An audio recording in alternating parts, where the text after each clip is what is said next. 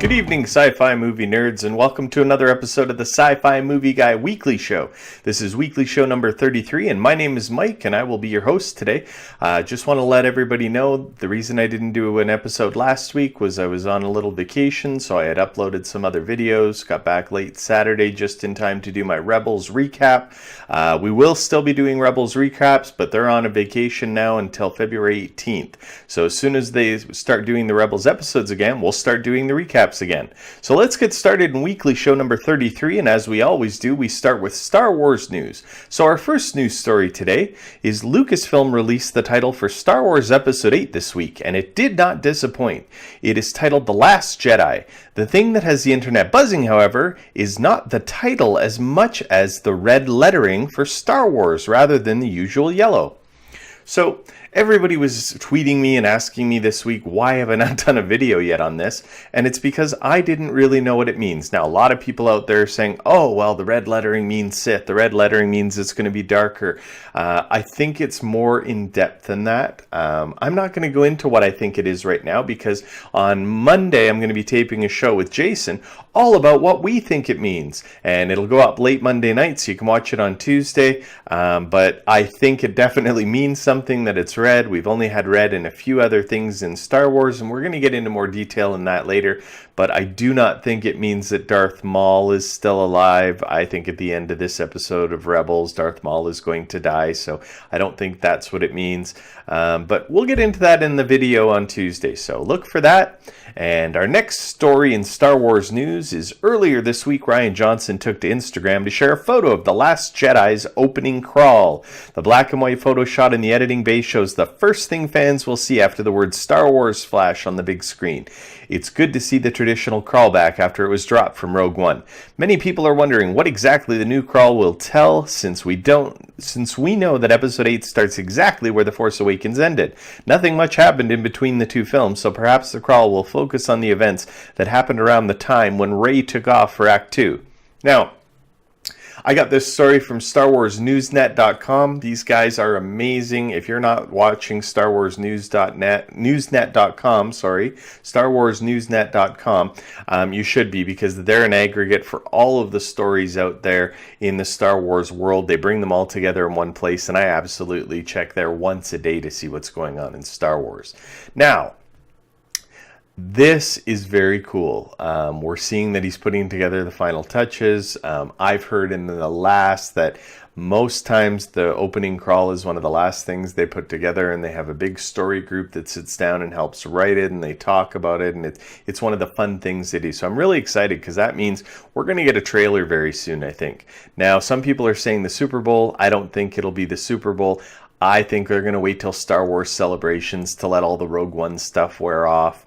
I don't think they want to do it that quickly. I could be wrong. I've been wrong before, but my prediction is Star Wars Celebration. So now, our next story in Star Wars news is Lucasfilm announced they will not be creating Carrie Fisher as Princess Leia in Episode 9 through CGI. It is yet unclear whether they will be writing Leia out of Episode 9 or recasting the role with another actress. Now, no, I do not think that this was the family saying that, no, you can't do a CGI Leia. I think that family would have been fine with it. I think this is a choice that Disney and Lucasfilm made on their own. Now, they don't usually do press releases about rumors, and they really wanted to address this one. And I'm happy they did. I don't think they needed to, but I'm happy they did. And they said definitively, we will not be doing a CGI Leia for Episode 9. Now, that doesn't mean that in the future they might not use a CGI Leia. It's possible, but Episode 9 is only going to be, we've got less than a year until Episode 8, and then 2 years after that, so 3 years since her death that we would be doing a CGI Leia, and I think that's just a little too soon. When they did Grand Moff Tarkin, that was like 20 years after he had passed, and it was a little bit different.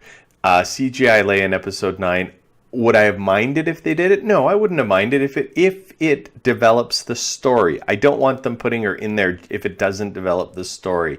But if episode 9 is written and it's an amazing story, and they have a giant part for Leia in that story because they didn't end it off in episode 8, do I have a problem with them recasting Princess Leia? No, I do not. They recast Dumbledore in the Harry Potter series, and it worked fine. And no, it's not a disrespect to Princess Leia or not a disrespect to Carrie Fisher. It's what the movie needs to tell the story, and that's what I always want, is the best movie they can make. So am I upset? No, because if it is a big part that they had in episode 9, I don't think they've got the technology where it needs to be to get a CGI Leia going for a lot. Okay, so that's my opinion. Tell me in the comments section what you think. Should they have done a CGI Leia? Are you happy they're not doing a CGI Leia? I'd love to hear what your thoughts on it are. And our next Star Wars news story is Rogue One was nominated for 2 Academy Awards this year. And I am sad to say that Biston the Space Monkey was not nominated for Best Supporting Actor. Rogue One, however, was nominated for sound mixing and visual effects. Will it win? Only time will tell. And you know what? There's a lot of great movies that came out this year for visual effects and sound editing. So, will it win? Who knows? Maybe, maybe not. A lot of the Star Wars stuff has won in the past, but usually for visual effects, sound editing, makeup, scores, music, things like that. Star Wars doesn't usually win Best Actor, Best Actress, things like that, or Best Picture. But we'll see how it goes. I'm just happy Rogue One was nominated and it was recognized because I think it deserved it. And our last story in Star Wars news today is StarWarsNewsNet.com also reported that according to Box Office Mojo, Rogue One has made an estimated $1,011,301,563 worldwide as of the end of last weekend, which was 39 days since it was officially released. The film is now the third in the franchise's history to reach the milestone, following The Phantom Menace, which reached that point after being re-released in 3D, and The Force Awakens, which reached that benchmark in 12 days, setting the record as the fastest movie to reach the goal of $1 billion.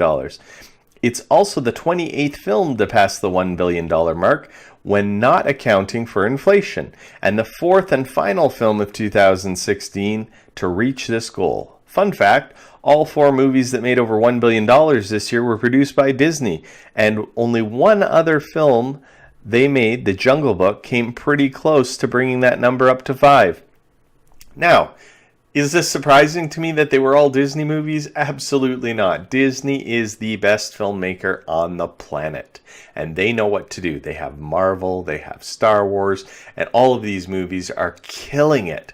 And Disney has the right mixture, the right people. They don't get in the way of their filmmakers, and they don't meddle with their directors. So, no, I'm not surprised. They make great movies. And I'm super happy to hear Rogue One hits the $1 billion club. I was, however, a little surprised that Phantom Menace hit the $1 billion. But again, it was the first movie after 20 years of Star Wars, so that's probably why. I know I went and saw it 3 times in theater, watched it a few more times on DVD, and tried to convince myself that it was a great movie at first. But after many watchings, I know it wasn't a great film. But I always want to think that Star Wars will have great films. So that's it for Star Wars news today. Now let's get into sci-fi news. And our first story in sci-fi news today is Zack Snyder has announced that Superman will have a large presence in the Justice League movie. However, he chose his words very carefully. He did not say that Superman will have a large on-screen presence, just that he would have a large presence in the movie. Now, this is probably throwing out there to debunk the rumors that Superman's only going to be in the movie for the last 5 minutes. Do I think Superman's going to be in this movie a lot? No. Will he have a large presence in the movie? Yes, because they're going to be talking about him all the time. That's why they're forming the Justice League in honor of Superman, because Superman was protecting the planet. Now they need a whole bunch of people to get together to protect the planet because they don't have Superman anymore. So yes, Superman will have a giant presence.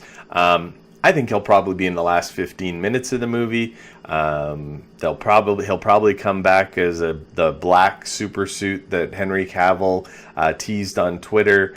probably be a bad guy for a little while. The Justice League will have to snap him out of it, and then, yes, he'll be Superman again, and we'll have a much larger presence in Justice League 2. That's all I know for sure right now. What Zack Snyder said, what I think. Please tell me in the comment section what you think. What will Superman's role be in the Justice League? Will it be big? Will it be small? Will he have lots of screen time? Not a lot of screen time? I'd love to hear your thoughts. And our next sci-fi news story is, after the new Logan trailer dropped, Hugh Jackman reported this week that Logan will be set in a different universe than all of the other X-Men movies, which I think is a brilliant move on their part. They have set themselves up to be able to do anything for this highly anticipated R-rated Wolverine movie. Not a surprise that it's in a different universe, because the X-Men have never cared, that franchise has never cared about continuity. They're not like Star Wars, where it has to be canon, has to make sense. X-Men doesn't care. They just want to make a great action film. They want to make a great story about the X-Men. So am I surprised? No. Do I care? No. I'm going to go see Logan, and I bet you I'm going to love Logan.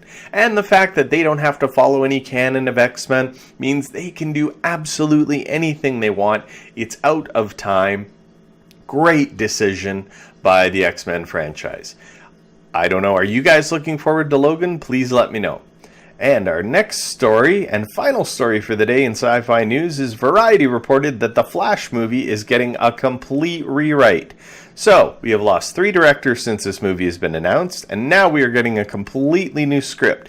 This leaves DC fans wondering if the June 2018 release date is even possible. No, it isn't possible. This movie is a hot mess. They have now thrown away 2 scripts. They've gotten rid of 3 directors. The only thing they know for sure is that Ezra Miller's going to play the Flash. That's it. This is typical Warner Brothers stuff. And I'm sorry to always get down on Warner Brothers, because I like a lot of your movies, and a lot of fans don't like them. And I have some problems with them, but I still like them. Why can't you guys get your act together already? Throwing away the script now. Starting from scratch. Page 1 rewrite is exactly what they called it, which means they threw away the script and they're starting over. Get your heads out of your you-know-whats and get this Flash movie rolling. And announce that you're moving back the date, because there's no way you're going to be able to put together a quality movie in that kind of time. What is that? June 2018, that's a year and a half, and you haven't even started your script, principal production, anything like that. So this is just so disappointing that the DC Universe and Warner Brothers can't get their act together. I'm going to stop ranting.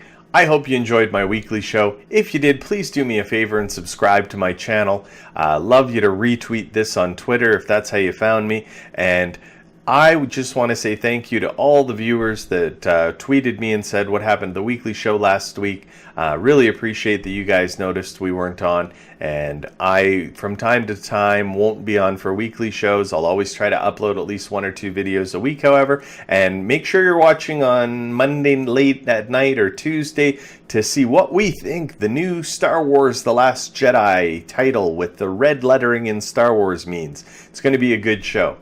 For everybody here at the Sci-Fi Movie Channel, thanks for watching. And remember, everybody, nerds rule the world.